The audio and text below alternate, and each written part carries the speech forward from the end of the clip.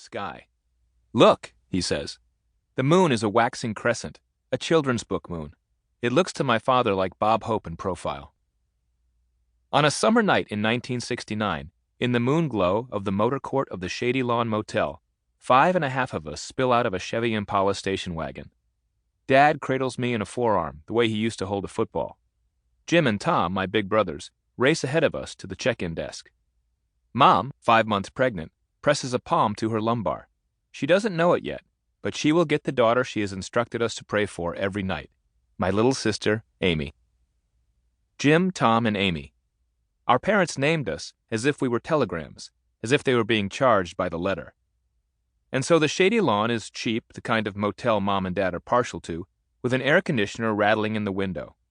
In its man-made breeze, the single-ply toilet paper dances like a little lace curtain. A thrumming soda machine stands guard outside the lobby, lit from within and stocked with exotic pops, the kind of soft drinks we can only have and can only find on vacation. Tahitian Treat, Cactus Cooler, Bubble Up. Dad squeezes the coins in his pocket to stop them from jangling. He doesn't want Jim or Tom asking for change for a Shasta Cola or an Orange Crush. Vending machines, my father knows, are untrustworthy, prone to rob a man of his hard-earned nickels while leaving the desired treat agonizingly out of reach. He has already been betrayed by countless inanimate objects, and many animate ones. The super lemon that is our wood-paneled Ford LTD Country Squire station wagon is still a few years and a few dozen repairs in our future. So are a succession of unsatisfactory armchairs. The spring-loaded suspension of one such chair, his Archie Bunker chair, as we will come to call all of them, seems to give out the moment he drives it off the lot at Levitt's. From that day forward, whenever he hears the Levitt's commercial jingle, "You'll love it at Levitt's," Dad sings softly to himself, "It's lousy at Levitt's."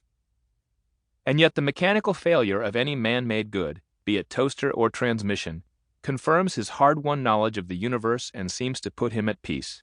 It proves him right that relying on other people, to say nothing of their mechanical offspring, is foolhardy. The larger the failure, the greater the gratification, so that when the furnace finally blows, he can sigh and say what he always does, "The joys of home ownership." Or when he is feeling especially philosophical, "C'est la vie." None of us knows it is c'est la vie, least of all Dad, who prior to flying to Paris for work will buy a book called French Made Simple. He'll never even open it, leaving it on our basement bookshelf for 2 decades while he wings it en français, developing his own versions of that and other languages. French made even simpler.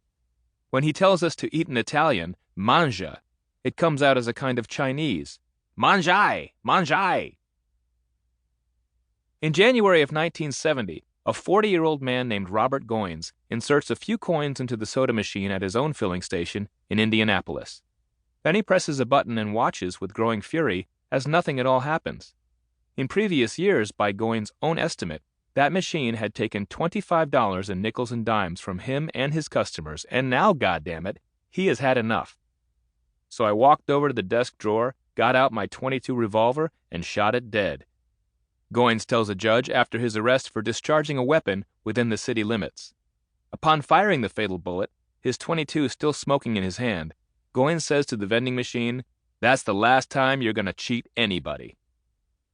The judge, unmoved, sentences Goins to 10 days in jail and fines him $160 plus court costs, a fine my father fervently wishes to be paid in nickels. Almost immediately, no fewer than 8 lawyers come to the defendant's aid, helping him to file an appeal, presumably on the grounds that shooting a pop machine at the dawn of the 1970s is justifiable homicide.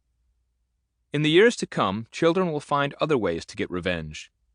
Slugs, the smooth circles of metal punched out of electrical boxes, sometimes work in the absence of coins. Friends become adept at sliding a hand up the chute and manipulating the machine's inner workings. They are soft drink OBGYNs, expert at digitally extracting a Mellow Yellow or a Mr. Pibb. In the 1970s, I will learn to remove the pull tab from a can of Coke and casually insert it into the beverage, hoping to swallow the one but not the other. It is as tough as any 8-year-old can hope to look without benefit of a candy cigarette or a souped-up Stingray. But on this night in the late summer of 1969, I am not quite 3 and struggling to stay awake, freshly fed at a greasy spoon in the resort town of Wisconsin Dells. The Dells, as everyone in the